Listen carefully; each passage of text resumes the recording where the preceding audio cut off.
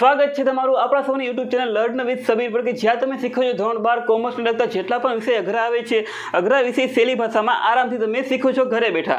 અને ફ્રેન્ડ્સ આપણે જોઈએ તો આજે આપણે લેવાના છીએ અર્થશાસ્ત્ર વિષય છે તેમાં આપણે પહેલું ચેપ્ટર છે અર્થશાસ્ત્રમાં આલેખ। જેમ કે ફ્રેન્ડ્સ તમને ખબર જ હશે કે આ ચેપ્ટર આપણે અલગ અલગ પાર્ટમાં બનાવેલ છે, જેથી તમે આજે જોઈ રહ્યા છો ચોથો પાર્ટ। હજી આના પછી ઘણા બધા પાર્ટ્સ બનશે, તો જોઈએ આપણે પહોંચ્યા હતા 1.2 આકૃતિના પ્રકારો। તો ચાલો ફ્રેન્ડ્સ શરૂઆત કરીએ આજનો વિડીયો। તો અહીંયા લખેલ છે 1.2 આકૃતિના પ્રકારો। આકૃતિના સામાન્ય રીતે વપરાતા અનેક પ્રકારો છે, જેમ કે ચિત્રાકૃતિ, છૂટાછવાયા બિંદુઓ અથવા વિકિરણ દર્શાવતી આકૃતિ, સમય આધારિત અથવા અન્ય પરિબળ આધારિત રેખા આકૃતિ, વર્તુળ આકૃતિ, સ્તંભ આકૃતિ, વૃત્તાંશ આકૃતિ। આ વિભાગમાં આપણે સમય આધારિત રેખા આકૃતિ, સ્તંભ આકૃતિ અને વૃત્તાંશ આકૃતિ વિશે સમજૂતી મેળવીશું। તો વિદ્યાર્થી મિત્રો અહીંયા આપણને આટલા આકૃતિના પ્રકાર આપેલ છે।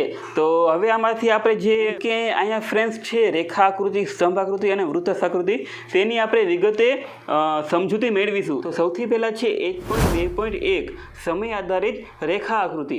સામાન્ય રીતે રેખા આકૃતિ બે ચલ વચ્ચેના સંબંધની રેખા અને તેનો ઢાળ દર્શાવે છે। તો વિદ્યાર્થી મિત્રો અહીંયા આપણને એમ કહે છે કે જે સામાન્ય રીતે રેખા આકૃતિ છે તે બે ચલ વચ્ચે જે સંબંધ છે એ રેખાઓનો ઢાળ દર્શાવે છે। એક્ઝામ્પલ તરીકે આપણે જોઈએ તો અહીંયા છે માંગ રેખા, પુરવઠા રેખા વગેરે। આ પ્રકારની આકૃતિમાં સ્વતંત્ર ચલ x ધરી અને પરતંત્ર ચલ y ધરી પર દર્શાવાય છે। સમયના સંદર્ભમાં કોઈ એક ચલના સ્વયં સ્પષ્ટ વલણો દર્શાવતી આકૃતિ અર્થશાસ્ત્રમાં વારંવાર વપરાય છે। દાખલા તરીકે વિવિધ વર્ષોમાં વસ્તીની સંખ્યા, વિવિધ વર્ષોમાં ફુગાવાનો દર, વિવિધ વર્ષોમાં સાક્ષરતાનો દર વગેરે દર્શાવવામાં આવે છે। આ પ્રકારની આકૃતિને રેખા આકૃતિ કહી શકાય। તો વિદ્યાર્થી મિત્રો આ તો અમે તમને વાંચીને સમજાવ્યું, હવે તમને સાદી ભાષામાં સમજાવું તો અહીંયા આપણને એમ કહે છે કે જે સમય આધારિત રેખા આકૃતિ છે એનો ઉપયોગ ક્યાં ક્યાં થાય છે? તો આપણે માનીએ કે વિવિધ વર્ષોની સંખ્યા હોય એ સંખ્યામાં, પછી ફુગાવાનો દર કે પછી સાક્ષરતાનું પ્રમાણ જાણવા માટે અલગ અલગ રીતે વપરાય છે। જેમ કે વિદ્યાર્થી મિત્રો તમને સમજાવું કે આ વર્ષે અને આના 5 વર્ષ પહેલાં આપણે જો સાક્ષરતાનું પ્રમાણ જોવું હોય તો એ આપણે આ જે સમય આધારિત રેખા આકૃતિ છે તેની મદદથી આપણે સમજી શકીએ છીએ। વિદ્યાર્થી મિત્રો આ ફોટો પર તમે જોઈ લો જેથી કરીને તમને ખબર પડે। તો આ છે સમય આધારિત રેખા આકૃતિ। આગળ જોઈએ 1.2.2 સ્તંભ આકૃતિ અને તેના પ્રકારો। સ્તંભ આકૃતિ કોઈ એક ચલના મૂલ્યની વિવિધ વિભાગો વચ્ચેની વહેંચણી દર્શાવે છે। દાખલા તરીકે જુદા જુદા સમયે દેશમાં સાક્ષરતાનું પ્રમાણ અથવા સ્ત્રીઓ અને પુરુષોમાં કોઈ એક સમયે સાક્ષરતાનું પ્રમાણ। આવી આકૃતિ ઊભા કે આડા સ્તંભો દોરીને દર્શાવાય છે। દરેક વિભાગ કે સમય માટે એક જુદો સ્તંભ દોરવામાં આવે છે। તે સ્તંભની ઊંચાઈ, લંબાઈ તે વિભાગ સમય માટે ચલનું મૂલ્ય દર્શાવે છે। તો વિદ્યાર્થી મિત્રો અહીંયા આપણને એમ કહે છે કે જે સ્તંભ આકૃતિ છે તે આપણને ખબર જ હોય કે અલગ અલગ સ્તંભ હોય છે। જેમ કે આપણને કોઈ એક વર્ષ આપ્યું હોય, વર્ષ પ્રમાણે જે અલગ અલગ આપણા ચલ હોય એ આપણે સ્તંભ આકૃતિને જે સ્તંભની મદદથી આપણે જાણી શકીએ છીએ ને એના માટે જે સરળતાથી સમજાય તે માટે આ સ્તંભ આકૃતિ છે કે જેની હિસાબે આપણે અલગ અલગ જે આપણે જાણવા માટે માહિતી છે એ સરળતાથી આપણે જાણી શકીએ છીએ। તો એમાં આપણે કઈ કઈ માહિતી જોઈ શકીએ? તો એમાં છે કે દરેક વિભાગ કે સમય માટે જુદો સ્તંભ દોરવામાં આવે છે, એ તો આપણે વાત કરી। તો હવે આપણે જોઈએ તો જુદા જુદા સમયે દેશમાં સાક્ષરતાનું પ્રમાણ અથવા સ્ત્રીઓ અને પુરુષોમાં કોઈ એક સમયે સાક્ષરતાનું પ્રમાણ, તો આવા જે પ્રમાણ છે પ્રમાણ જાણવા માટે આપણે સ્તંભ આકૃતિનો આપણે ઉપયોગ કરી છીએ। તો ફ્રેન્ડ્સ આગળ જોઈએ, આગળ છે આમ સ્તંભોની ઊંચાઈ, લંબાઈ દ્વારા ચલના મૂલ્યની વિવિધ વિભાગો કે સમયગાળા વચ્ચે સરખામણી થઈ શકે છે। સ્તંભ આકૃતિ સામાન્ય રીતે 3 પ્રકારની જોવા મળે છે। એ સાદી સ્તંભ આકૃતિ, B પાસ પાસેની સ્તંભ આકૃતિ, C વિભાજિત સ્તંભ આકૃતિ। તો હવે આપણે આ જે 3 સ્તંભ આકૃતિ છે એને આપણે ડીપમાં જોઈએ તો એમાં છે 1.2.2.1 સાદી સ્તંભ આકૃતિ। સાદી સ્તંભ આકૃતિ કોઈ એક આધાર જેમ કે પ્રદેશો, સમયગાળો વગેરે ઉપર કોઈ ચલનું મૂલ્ય દર્શાવે છે। તો વિદ્યાર્થી મિત્રો અહીંયા આપણને એમ કહે છે કે આ સાદી સ્તંભ આકૃતિ છે એ કોઈ એક આધાર આપણે માની લઈએ કે જેમ કે પ્રદેશ છે, પછી સમયગાળો છે વગેરે કોઈ એક ચલનું મૂલ્ય દર્શાવે છે। કઈ? તો કે સાદી સ્તંભ આકૃતિ। આ આકૃતિ વિવિધ પ્રદેશો, સમયગાળા વગેરે માટે ચલના મૂલ્યની સરખામણી આકર્ષક રીતે રજૂ કરવામાં આવે છે। તો ઉદાહરણ તરીકે તમે અત્યારે સ્ક્રીન પર જોઈ શકો છો કે કોઈ એક દુકાનમાં દર 2 મહિનામાં ચોકલેટ બોક્સનું વેચાણ। તો વિદ્યાર્થી મિત્રો તમે અહીં જોઈ શકો છો કે જે અહીંયા એક સ્થળી છે ત્યાં લખેલ છે જાન્યુઆરી, ફેબ્રુઆરી, પછી માર્ચ, એપ્રિલ, મે, જૂન, જેમ કે અહીંયા મહિનાના નામ આપેલ છે। અને પછી આ જે સાઈડમાં જે વાય ધરી છે ત્યાં આપણને વેચાણ એકમમાં આપેલ છે અને કયા માસમાં કેટલું વેચાણ થયું છે વગેરે માહિતી આપણને આ આલેખ ઉપરથી મળી જાય છે.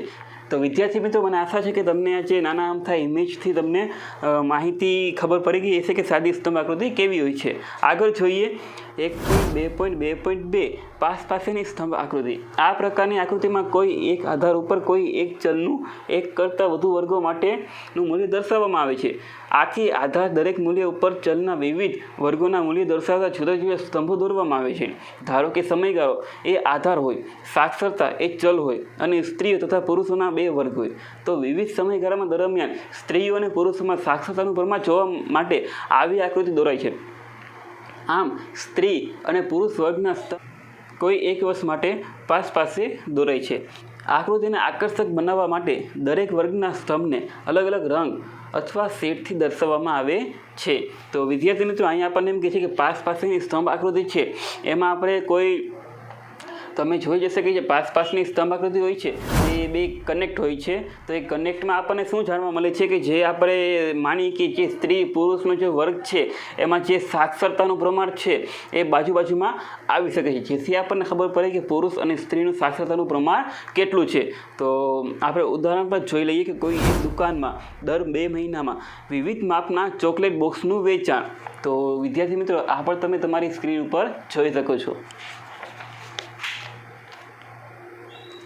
જેમ કે વિદ્યાર્થી મિત્રો, તમે અહીં જોઈ શકો છો કે આપણને X ધરી આપી છે અને Y ધરી આપી છે. X ધરી અને Y ધરી પર જોઈએ તો X ધરી પર આપણને આપેલ છે માસના નામ અને Y ધરી પર આપેલ છે આપણને વેચાણ એકમમાં. ઓકે ફ્રેન્ડ્સ, તો જોઈએ તો જેમ કે તમે જે પાસેના સ્તંભ છે એ તમે જોઈ શકો છો કે એકદમ કનેક્ટ છે. જેમ કે 3-3ના અહીંયા આપણને પાસેના સ્તંભ એકબીજાથી જોડેલા આપેલ છે, જેથી આપણને ખબર પડે કે કયા માસમાં કેટલું વેચાણ થયું છે. તો ફ્રેન્ડ્સ, આશા છે કે આ જે પાસેની સ્તંભ આકૃતિ છે એ પણ તમને સમજાઈ ગઈ હશે. તો હવે આપણે આગળ જોઈએ. આગળ છે 1.2.2.3 વિભાજિત સ્તંભ આકૃતિ. જ્યારે સ્તંભ આકૃતિના દરેક સ્તંભના મૂલ્યને એકથી વધુ પેટા વિભાગોમાં વહેંચવામાં આવે ત્યારે વિભાજિત સ્તંભ આકૃતિ બને છે. સ્તંભના પેટા વિભાગોને અલગ અલગ રંગો અથવા શેડથી આકર્ષિત કરવામાં આવે છે અને દરેક વિભાગ કે જે આંક દર્શાવે છે તે લખવામાં આવે છે. તો વિદ્યાર્થી મિત્રો, અહીંયા એમ કહે છે કે વિભાજિત સ્તંભ આકૃતિ કે જ્યારે કોઈ સ્તંભ આકૃતિના જે દરેક સ્તંભના મૂલ્યને એકથી વધુ કે જે પેટા વિભાગમાં વહેંચવામાં આવે છે એ ત્યારે તેને આપણે વિભાજિત સ્તંભ આકૃતિ કહે છે. જેમ કે કોઈ આપણી પાસે માહિતી છે એ માહિતીને આપણે પેટા વિભાગમાં દર્શાવી અને જ્યારે તે આકૃતિ બને છે એ આકૃતિને આપણે કહી શકીએ વિભાજિત સ્તંભ આકૃતિ. તો હવે આપણે એનું ઉદાહરણ જોઈ લઈએ, જેથી કરીને તમને સરળતાથી બધું સમજાય અને તમને યાદ પણ રહે. તો જોઈએ કે દર 2 મહિનાના ગાળામાં ગ્રામ્ય અને શહેરી વિસ્તારોમાં ચોકલેટના બોક્સનું વેચાણ. તો વિદ્યાર્થી મિત્રો, આની પહેલાં પણ આપણે જે 2 આકૃતિ જોઈ ગયા છીએ એ મુજબ જ છે. તો અહીંયા આપણને X ધરી અને Y ધરી આપેલ છે. એમાં પણ X ધરી પર આપણને માસ અને Y ધરી પર વેચાણ એકમમાં આપેલ છે અને જે તમે સ્તંભ જોઈ શકો છો. તો ફ્રેન્ડ્સ, હવે આપણે જોઈએ કે વિભાજિત સ્તંભ આકૃતિ છે શું. તો આપણે જોવા જઈએ તો આમાં એમ કહે છે કે જ્યારે સ્તંભ આકૃતિના દરેક સ્તંભના મૂલ્યને એકથી વધુ પેટા વિભાગોમાં વહેંચવામાં આવે ત્યારે વિભાજિત સ્તંભ આકૃતિ બને છે. જેમ કે વિદ્યાર્થી મિત્રો, તમે સ્ક્રીન પર જોઈ શકો છો. તો આ જે રીતના તમે ડિસ્પ્લે પર જોઈ શકો છો એ મુજબ આ છે વિભાજિત સ્તંભ આકૃતિ. તો અહીંયા પણ X ધરી છે ને Y ધરી છે ને અહીંયા જે તમે અલગ અલગ સ્તંભ જોઈ શકો છો એ મુજબ કે જ્યાં અહીંયા આપણને અલગ અલગ વેચાણ આપેલ છે. જેમ કે જોઈએ જાન્યુઆરી ફેબ્રુઆરીમાં જે બ્લેક આપ્યું છે એ અને ઉપર 40. જેમ કે બેમાં આપણને રંગ અને શેડ એટલે કે જે ડિઝાઇન અલગ છે. પછી જોઈએ માર્ચ, એપ્રિલ, મે, જૂન. એવી રીતના વિદ્યાર્થી મિત્રો તમે આરામથી આ જોઈ શકો છો. આ કોઈ અઘરી વસ્તુ નથી, ફક્ત તમે 1-2 વાર જોશો સમજશો તમને આસાનીથી આવડી.